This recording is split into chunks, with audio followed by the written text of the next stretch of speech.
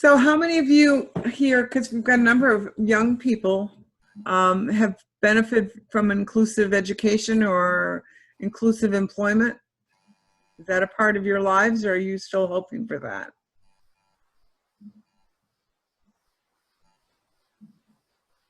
Clarify, Susan. Go for it, Quentin. No, I want you to clarify that, what you asked. Hmm? Clarify what you just asked. Oh, inclusive education, supported employment, competitive employment. People with disabilities are often not allowed to participate in employment in a competitive way. They go into sheltered workshops where they're not working in the community and they get paid very little money. So working in a regular, like working at pizza shop where you're doing the dishes, or you're doing deliveries, or you're waiting on people is very different than being in a sheltered workshop where you're in a building with a lot of other people with disabilities and everybody comes in at the same time, and they do menial work like put things in a, like you might have to put 10 screws in a bag because you need to put these little bags in with some product. So that's what you'll do all day. You'll take 10 screws, you put them in a little bag, 10 screws, put them in a little bag. So that's traditionally been the kind of employment people with disabilities have been offered. Yeah, that's a big majority of what people are offered. They think it is a big jump on the scale, so they won't be. They make. I've seen people who have disabilities, all types. It makes some feel more welcome, but it's not explained to them. It's just them being in that space, basically being employed, and it makes them think that you're so you're so meaningful, which isn't the correct definition of what they should be um, um, trying to explain to that person. You know,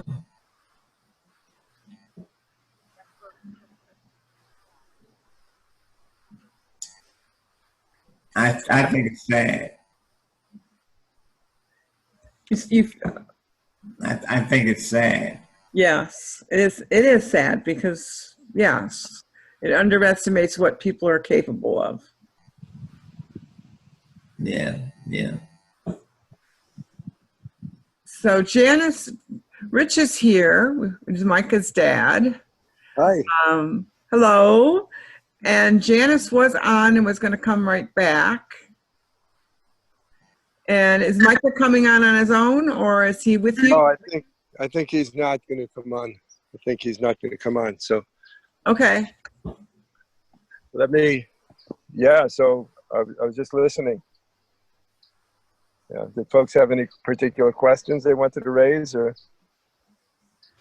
about the film? It's great to see some of you I know and some I don't know. Well, I've got a question, and that's that Micah's not here, so we can't really ask Micah, but what has he done since the film? So Micah is still a teaching assistant at the School of Education in Syracuse, New York, at the University of Syracuse in the education department. We're doing an outreach for the Tayshoff Center, which you saw mentioned in there. He's no longer with his girlfriend. She had a lot of her parents were her guardians, and after Micah started doing some things at Planned Parenthood and learning about sexuality and intimacy, he wanted some private time with his girlfriend, Megan, who you saw in the film. And the parents said no, so that became a big issue. And so they broke up. So as he says, he's looking for girlfriends. If you know anybody, FaceTime him and let him know. He always says that. He continues very strongly with the circle of support and the circle of friends that he has. Had a meeting of almost 30, 40 people from the university, and his sister Emma facilitated the circle along with some other friends and neighbors. And the COVID thing has been a bummer. He had to spend 3 months with us in Detroit, which was fun for us. But I think at 38, you want to be with your friends and hanging out and don't want to be with your family. But he adjusted. But he's doing well. And he'll be doing things through Zoom rather than in person because of this COVID stuff. So that's where he's at this point. But thank you. He's still speaking and doing different, he did something with the ADA in Alaska for the 30th anniversary. He did an interview with folks up there. And so he continues to be interviewed and try to share a story that's all about community building. It's all about, as we say, interdependence rather than independence. How do we rely on each other and work with each other so that we each have a chance to reach our potential. Nair is doing, just the other folks update on the film, is Nair is doing well. We saw him at a Zoom conference as well. He's taking classes at the university as well as finishing up a high school experience. And Naomi's dad passed away, just so you know, and the fact that she had a workplace that was supportive meant a lot to join her church community in being a network for Naomi. And her brother, who is doing all the spoken word and rap, is now a disability support person for young people for young advocates. So he's grown tremendously from that experience. So yeah. And so how has the film affected you? How's it affected me? Let's see. I think it's because Dan did a good job on making sure that, so Micah was the first person to be interviewed, and he knew Micah and we've known Dan for years. He worked in a good way to make sure Nair, a young African-American male who was an artist, who was fully included at the Henderson School in Boston, which is a leading school in Boston for folks with disabilities and inclusion. And in fact, the Boston Teachers Union, of which Emma has been part of, passed a resolution totally supporting inclusion done right as their major demand, which is the only place in the country where that's been put forward. And Naomi, being a young Haitian woman, I think folks got to see what happens when folks are given opportunities and support. And it's about the community support. It's about the love people get to. So for me, it was a gift to have a film that could share not just an experience of Micah, who was raised by parents who came up in the 60s and knew that social movements were critical, but from parents who knew that they needed to create community for their children to become the people young people wanted to become. And I think, Nair's parents just tell the you know, the story is just very clear. The fears, the concerns. So it's opened up tremendous conversation, I think, around the country and around the world. We've shown it in different places around the world as well. Is it available so people could be, you know, so I could send it as a link to somebody? Yeah, you can get it on Netflix for like $4.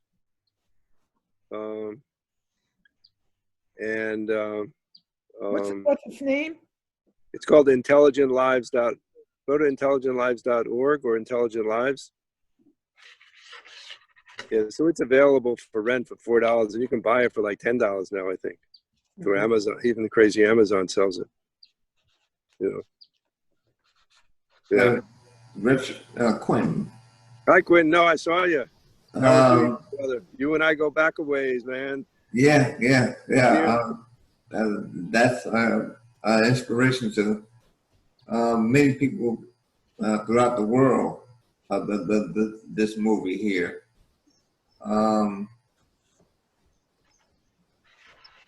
I just wanted to comment about Netflix. Shouldn't individuals who have Netflix be able to look at it, or they just, or what's I don't know who that was asked for that a copy of it, but Yeah, you can get it through Netflix. You can watch it on Netflix for sure. Absolutely. yeah. Yeah. But if you just want a general copy of it, you can get a CD of it. Yes. Yeah. You said you can buy the CD or the DVD on Amazon? Yes. Pretty sure. So Jessica, you're quiet. I expected all kinds of comments from you. Oh man, she's muted right now. So Yeah. back again. That's Yeah. the problem. Yeah. Okay, Jessica, we'll wait and hopefully you'll get unmuted. I know you can't do it yourself. That's okay. And Laura is muted, not by herself, but by a computer malfunction. There's So if you want to type anything, I'll read whatever you say out loud. Can you hear me? Yeah, we can hear you, Jeff. Yes. Okay.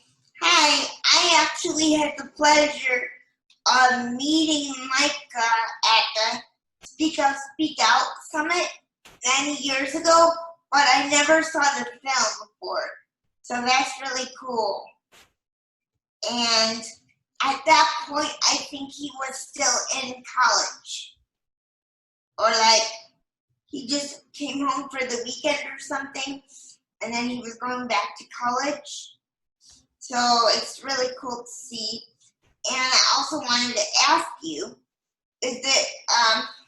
how is the son of the filmmaker doing? Say the last question again. I'm sorry. How is the son of the filmmaker doing, and do you keep in touch with him about other films or no? Yeah, Samuel's doing really well. He finished high school. He's taking classes at college, I think. And he also has a circle of support and is doing well. Had a few major health issues that continue, but he's doing well. I also wanted to emphasize, because I know folks, and if you go to Facebook, you can follow Micah or email, Susan, and she'll give us your emails if you want more stuff. He's got that website, throughthesamedoor.org. But Micah's 36 years old, and a lot of times how it's affected us is when we see young parents. It gives parents both a sense of hope and opportunity, but it's also so important to make sure that they realize Micah's 34.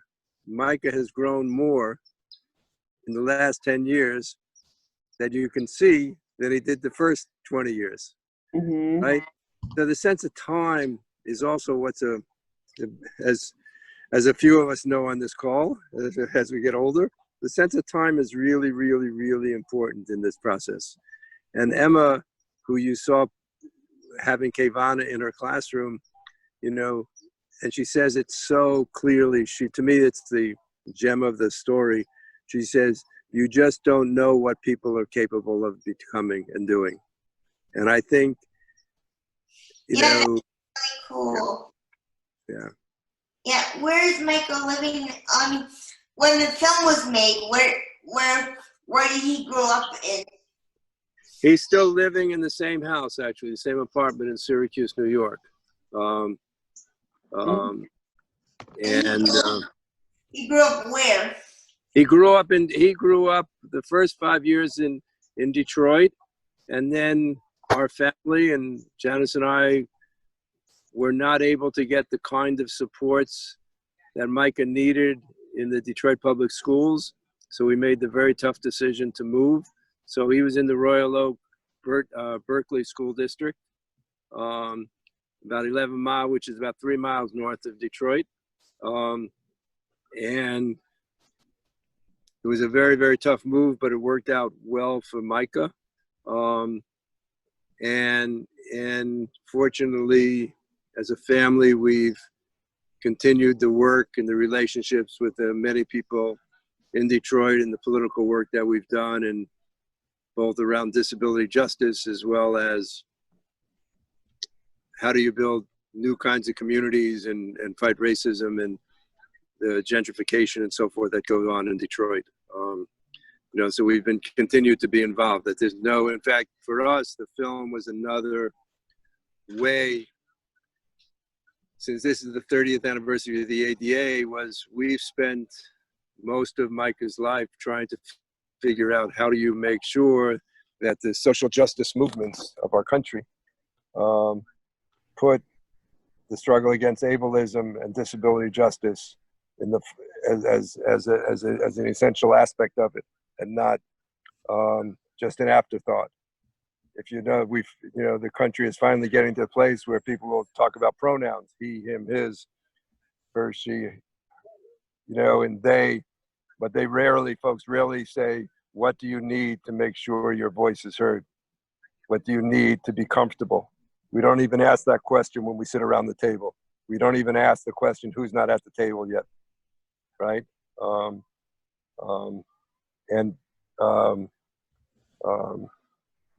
You know, so we marched at the U.S. Social Forum 10 years ago with a big hero puppet of Justin Dart. Mhm. And there were a lot of folks from the disability movement there as well. And that was a big introduction to a lot of people in Detroit and around the country to the work that we were doing through Matrix Theater, through some of the senior folks on this phone call here. You know, so yeah. Well, Laura put a note in and she said, this is the third time seeing the movie. I enjoyed it just as much and hope that others are able to see it and learn from it. Great. And Jason, you had some questions. You want to ask your questions? I want to talk to you, but I gotta mute myself just a second. Yeah, I really enjoyed the film, and how did I have a question about was it a, because I find that Micah, he inspires me and stuff like that, and helps me as a disabled person with many different things. And I see him on Facebook a lot and I noticed that after watching this film, like now I understand like his story, like of how he did things modeling his own life to get his own life together. And was there struggles in that? In getting to that point? That's a great question, and I really appreciate it. And so the film, I mean, obviously a filmmaker decides which part of the story to tell, right? Mhm. And he chose with Micah to tell the girlfriend story. Mhm. Is pretty much central, and then the circle of friends, I think, is central. Yeah. The backstory to it, for those that may or may not know, is Micah was the first student in the Berkeley School District to be fully included. Mhm. This is after Janice went to Susan's bookstore way out in Northville somewhere, for which she had a quote special needs bookstore in some basement somewhere. And I want to keep emphasizing that because it's the relationships that have been so key. It's those relationships that are so key. And Micah eventually starts taking classes at Oakland University, and he sees his sister move into a dormitory, and he says he wants to live in the dormitory, and he gives um, he gives um, he gives hold on for a second.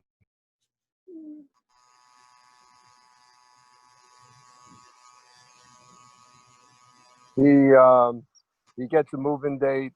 We give a deposit, and the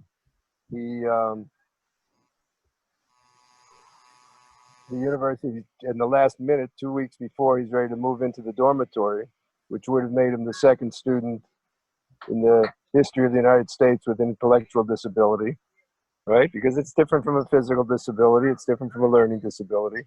He is told he can't move in because he wasn't a matriculated student. He was a quote test student. That led to a 2-year legal fight. It led to a whole students demonstrating on campus, hundreds of people testifying at the board of trustees, thousands of people signing petitions. And after 2 years, he wins the federal lawsuit. So it was a struggle, you know. But he kept going because he knew that if you don't fight for stuff, nothing happens. Yes. And That's what I like about him. He keeps on fighting the fight, inspiring others to fight the fight. Can someone email me like Micah's Facebook information and as well as the filmmaker's information and the filmmaker's sign, and just so I have it because I'm not able to write down in the chat. So I was wondering if I could make that accommodation so that I can have access to the information. Mm-hmm. Is that Yeah. possible? Yeah, Jess, I'll try to get that Filmmaker and information for you. Okay. yeah, you could also email him micahff@aol.com. Michael, what? I'll put it in the chat. How's that? I have his email from Tash. Oh, great. Okay. That's great. That's great. I could just get those in an email. That would be awesome. Thank you very much. Absolutely, Jess. We'll send that to you. Okay, thanks.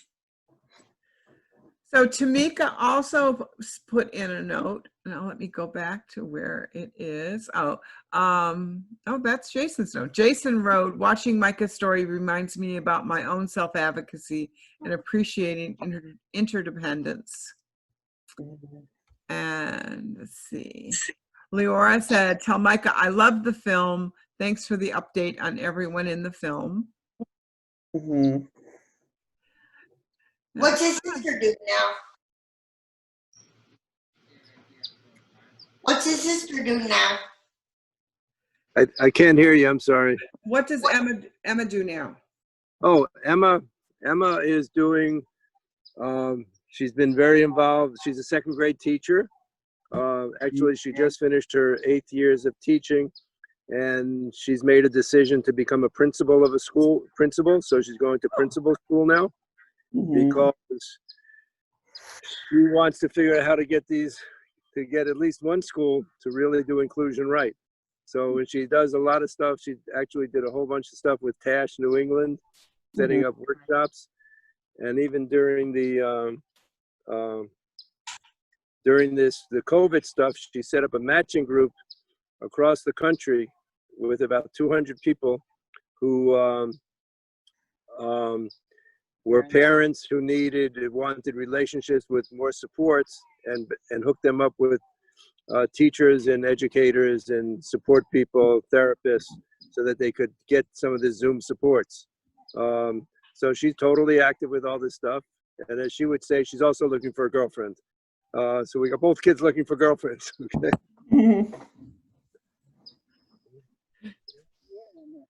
Janice just got here. If you want to say hey to her. Oh, Janice Quentin. Hi, Janice. Oh, hi. Hi, sorry I wasn't on earlier. I want to make very clear, Quentin was the one who got us in 2010 with the U.S. Social Forum to make it happen. So appreciate you, brother. Oh, man. I appreciate you, Janice, you and Rich and Micah. And it's just great to see how far the movement that Micah really wanted, you know. And it's just awesome, you know, this film, you know. So Thank you. good to see you. Yeah, good. I'm sorry I wasn't on earlier.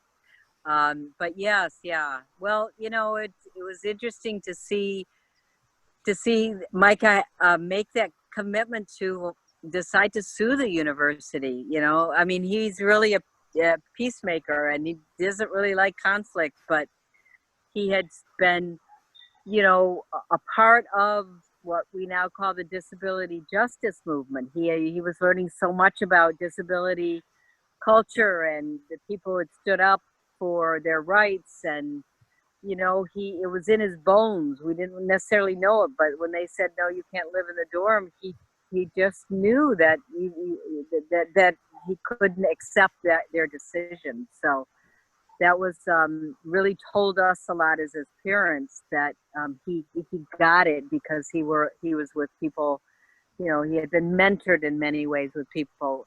You know, I mean, I credit Susan in part because, you know, she was in many ways our mentor. You know, she knew a lot more than we did, because for many reasons, partly I'm guessing because Teddy was her son and she was exposed to the whole arena of disability studies. And so she was somebody that we actually went to and gave us ideas and commitment and helped us frame how we could be better, more effective parents. Sorry about my. They would let him in the university, but then they wouldn't let him stay in the dorms, or was it like both of them? Yeah, I can't hear very well. Could you say that again, please? Jessica, did Micah get to stay in the dorms at Syracuse? No, Oakland. Yeah, no, only at Oakland University he did. But when he moved to Syracuse, he moved into, you know, a house with other people. Actually, a couple of people were working on their PhD in disability studies. So he wasn't really, initially wasn't enrolled in any university courses. Shortly, a couple years later, he did. And then he enrolled in the disability studies, the non-degree certificate program. But he's always lived off campus in an apartment with, you know, that's one of the challenges. Almost every year or so, the individuals move on to, you know, another city. And so then he has to find a new roommate. So it's worked out it's worked out well. Yeah. did he get a degree or a certificate? At Syracuse, he got what they call a non-degree certificate in disability studies. So a full disability studies program is many credits. I don't know how many, I don't know that, but he took 5 classes, and that allowed him to, that was fulfillment so that he could get his certificate. And he was lucky in that he got to be in, I just forgot his name. Who was the dean there? Susan will know. He retired a couple of years ago. Michael, who was the dean of education there at Syracuse? Yeah, before. Oh, Doug Bicklin.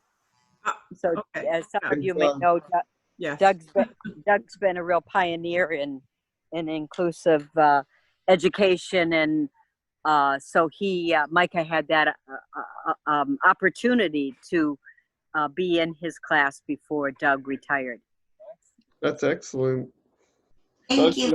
Yeah, I have a disability studies degree also from Syracuse, but it was a 4-year. It was not a 4-year. It was a 2-year graduate degree. But they also offer a 4-year undergraduate degree where it's your major, and then they offer the certificate program, which is 5 classes, and you don't have to take any other classes. You can just take disability studies classes. So there are people who often have degrees from other colleges, and then they want a disability studies certificate, so they'll tack that on as something extra.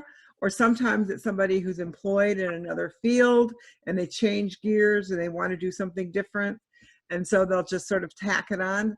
Or some people just go for the certificate and it stand alone without any other. So it's a different way for a lot of different people to get disability studies academia under their. And Syracuse is a wonderful place. Yeah. So we've got Micah here in case Hi. anyone has Hi, any questions. Micah. Hi.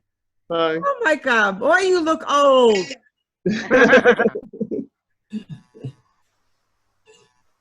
I don't know if anybody has any questions for Micah, but he is here, and Yeah. I'm guessing you. Anything you want to say about Yeah. your life? In the movie, I know you saw that I was dating someone. Like her and I had to go separate because her parents were her guardian, and it was just getting kind of hard to date her. But Right. Yeah. Yeah. So have you been Micah. able to date anybody else, or have you not been interested in anybody else yet? there is some people, but like I've gone on websites. It's just maybe down the road. I have so many friends that if I didn't have my friends, I would probably look more harder at this. I have lots of friends that I don't really like. Probably in the future, somebody will come after. Yeah. You're young yet. Yeah, I am. Yeah. It feels like I have your face looks like that I have met you before, maybe, but Which one? Oh, like I know you, but this the person who's the guy, he looks, maybe just his face looks like familiar. was he white or black guy? White. White guy. Yeah, Yeah. we're Facebook friends. With Oh, the okay. orange shirt? Yeah. Yeah. Okay. Yeah, that's Yeah. Jason. He knows you from Facebook. Yeah. Yeah. What Yes. what did you like about the movie? I liked a lot about it. It helped me, inspire me about my own self-advocacy to improve it. Yeah. I'm sorry, but I have to go. I'm sorry to interrupt, and it was very nice to meet Micah and your family. I'm Jess, and I definitely want to email you and stay in touch. But for right now, I have to go. I'm sorry to interrupt. Okay. But See you soon, Jess. okay, thanks. Bye. Bye, Jess. And So Micah, what's the next step for you? What are you doing with the rest of your life? Do you know? No, it's a good question to ask. Many people have asked that. I would like. You want me to leave so No. I don't have to use it? I would like to buy a house in the future and find a girlfriend and just keep on doing the things I'm doing and making sure that the services I get are not hurt by managed care, because I know in like I'm not sure about Michigan, but in our state, like it hasn't come, but in our state, in the next couple of months or next year, they're going to have managed care, and hopefully it won't hurt anything. But Yeah, my care manager wants me to switch to managed care before it switches in 2 years too, and I'm like hesitant in self-direction. yeah, yeah. They you like do um do you have a self-direction plan? Yes. Oh, like are they trying to say that like I because I haven't been in Michigan, are they trying to tell you that you wouldn't have the plan? Jason's in New York. I'm in New York. Oh. Yeah. Actually, I was talking to phone Chester Finn before, and he said he wanted to join in, so I gave him the Zoom information, but he didn't join in yet. Oh, well, please keep me updated if you hear of any stuff, because my broker and I would be happy to talk to you, or if you hear of any letter writings or stuff, I'm happy to do that. All right, thank you. I appreciate Like, that. feel free to send me a message if Yeah, I will. Jason right now is thinking about moving out of his parents' house, and his parents don't want him to, and he's struggling with Yeah. making that jump. So maybe you could talk about what it was like when you decided to move away from Michigan and go so far away to Syracuse. I'll How just was tell that you, in the beginning? 117 miles, all right? Yeah. I knew I had to make a circle and get a circle and find people to join my circle, and I just knew I had to find a group of people to help me and I knew I had a job before I moved there because they sent me an email, but it was a big move. I never thought I would ever move from Michigan, but I was happy to try something new, and I'm happy to like help you with how to think more about it. Thank you. Where do you live in New York? Downstate, by the city, near the city. Mm-hmm. He's near New York City. Yes. Near it. Do you have a circle? Yes. Well, kind of. I work with my care manager and broker. Oh, how's your broker? Is she good? Yeah, she's really good. How many times a week or a month you talk to her or meet with her? Like once a month. Okay.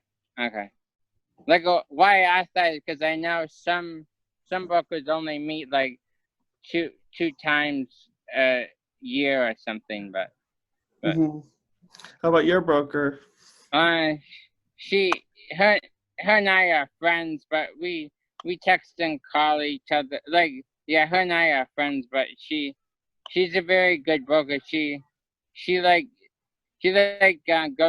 beyond the call of duty. I'll say that. Yeah. Also, I'm sorry, I don't know your name. Jason. Jason. Oh, that's right. Jason, if you ever wanted to, parents ever wanted to talk to us, we're happy to do that as well, because it is scary for parents. It is. And our daughter Emma and I did a webinar that is now recorded on Circle of Friends. It's through Think College, and if you connect with Micah, we can send you the link. And it's just, I talk a lot to parents about one of the things that we have to do as parents is move from being a protector to being more of a guide.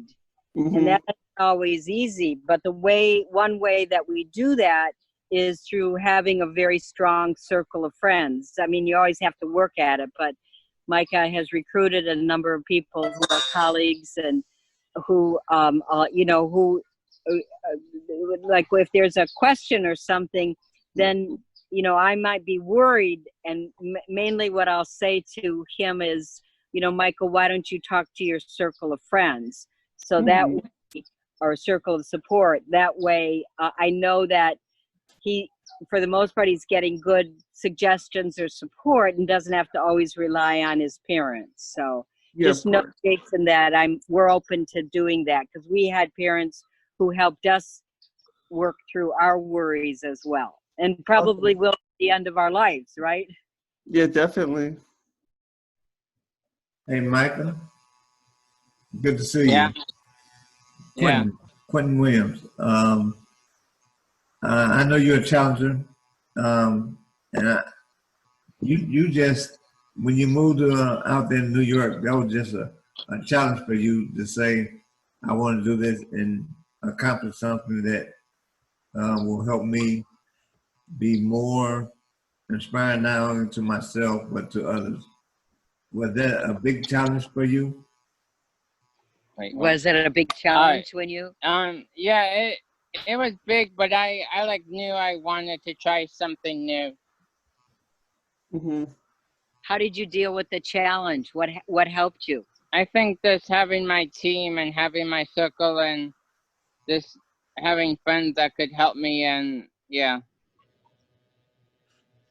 But let me ask you. I hear the word used quite often. When people say friends, how do you define friends in your life? How do you define friends in your life? I would say that I have good friends in my life and good people that would like friends that would support me, and like a friend that would want me to call him if I had questions and how to help me. Yeah, I figured, I knew that. I just wanted to ask this question because when you were here in Detroit, and I figured you as a good, strong, and you were just trying to get through the thing that you wanted to accomplish. Mm-hmm. Yeah.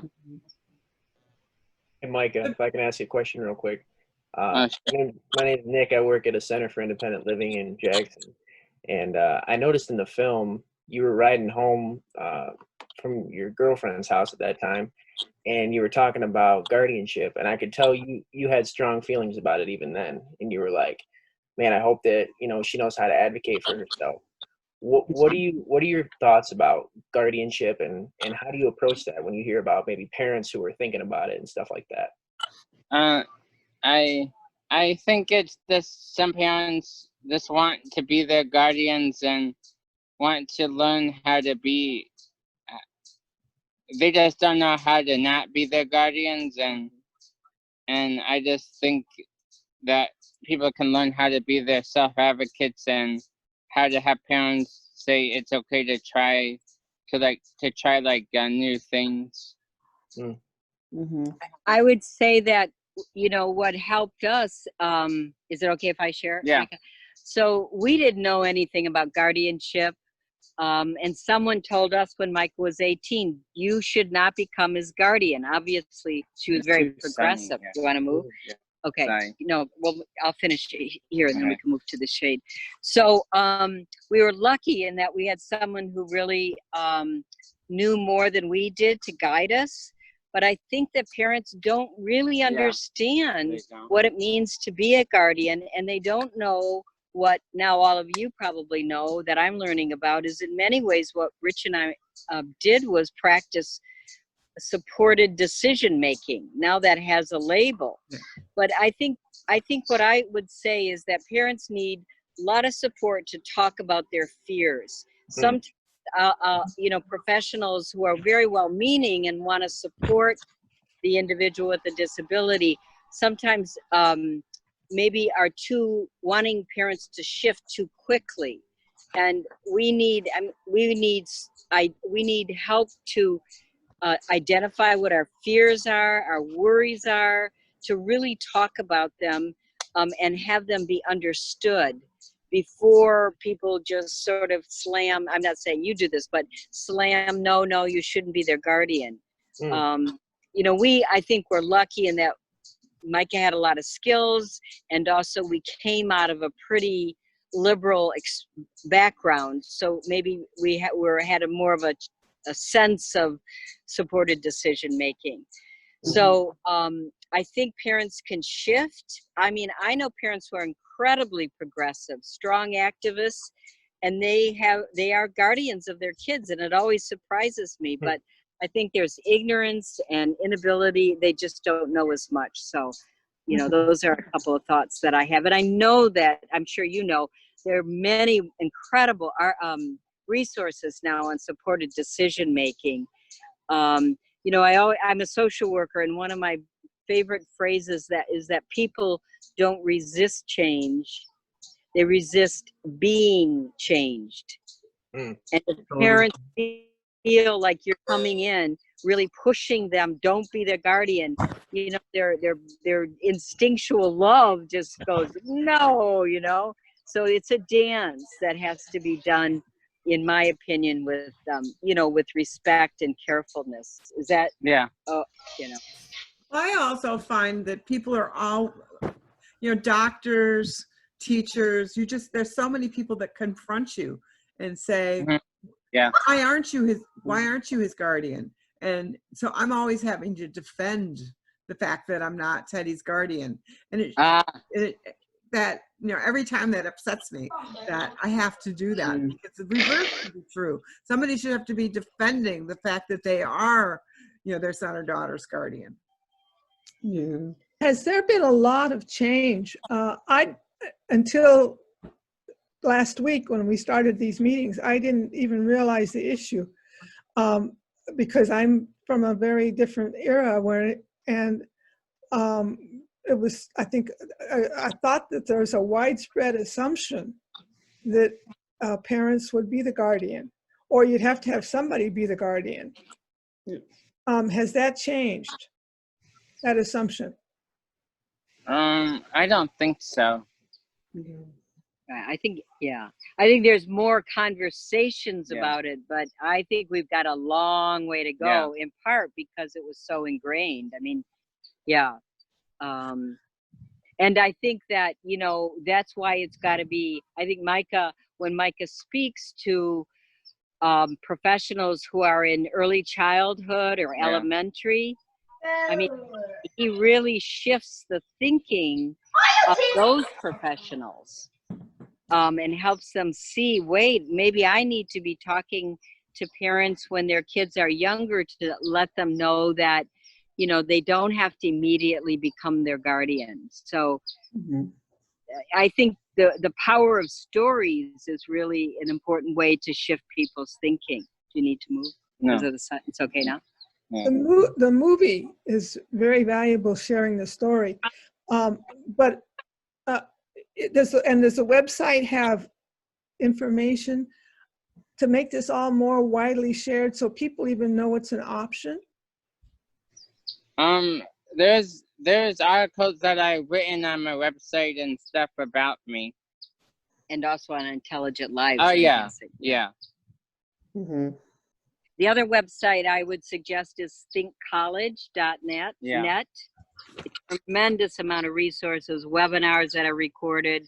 That's where you'd find the one we did on Circle of Friends. There's a lot of articles on supported decision making. It's thinkcollege.net. Thank you. Yeah. Hello, everyone. Hey, Micah and Janice, this is Tamika. Hi, Tamika. Hi, Tamika. Hello. So, yeah, just my thoughts real quick. Yeah, I really enjoyed the film, and I'm sorry I haven't seen it up to now, and I'm really kind of disappointed because I really, you know, love, you know, the film, and I believe what you're doing with, you know, Micah is really a great example, and taking the lead in showing that parents don't have to be guardians, and the power of supportive services for your children and stuff, because like what it illustrates in the film, that we, and I say this too, that we all have a purpose, and just because somebody may have an intellectual disability does not limit their potential in life and what they could do. So the documentary does really well with showing that, and I like that they show the intersectional piece of it with the black families too. So that's really good, so you can see the intersectional points of it. And so just want to congratulate you, Janice, and Richard, and you too, Micah, and everything that you're doing. So keep up the good work. Thank you. Thank you, Tamika. Well, we should lift you up as well, because you're doing some really important work in not Can't just hear you. with your own filming and speaking. So, well, it's high praises to hear your support of us, and we return them with great respect as well. So, we're all in this together, and we just have to keep supporting each other.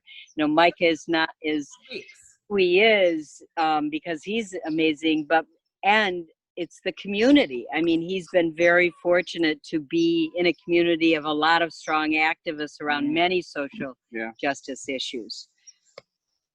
So we should let Janice and Micah go, but does anybody have some final comments, questions they want to make before we let them go? Thanks, Micah, just for being a great leader, man, and just everything you do. And the film was awesome, and it's just great, man. Thank you. Yeah. Please be in touch. I'm happy to keep talking and yeah. Yeah, thank you, Micah. And I'll be in touch. Yeah, if you hear of anything that you hear of any stuff that you hear stuff that I don't hear from the state, feel free to send me a message. I'm happy to help with that. Thank you. Where did we message you? What? Where? Oh, on Facebook. And then do you have a website? Yeah, I have a website, throughthesamedoor.com. Pardon? Throughthesamedoor.com. And also, I don't know if Rich mentioned this, my apologies, but we did a film about Micah being at Oakland University, 23 minutes. And it actually 25 minutes. Thank you. And it actually actually shows him on the campus in Michigan. And we did that, I don't know, 15 years ago, but it's available with closed captioning. If you go to another website, I'm going to give you inclusion.com. Yeah. We all know how to inclusion.com, and then just in the search bar, put Micah, and the film will come up, and you can watch it and view it and listen to it. And so that's another resource as well.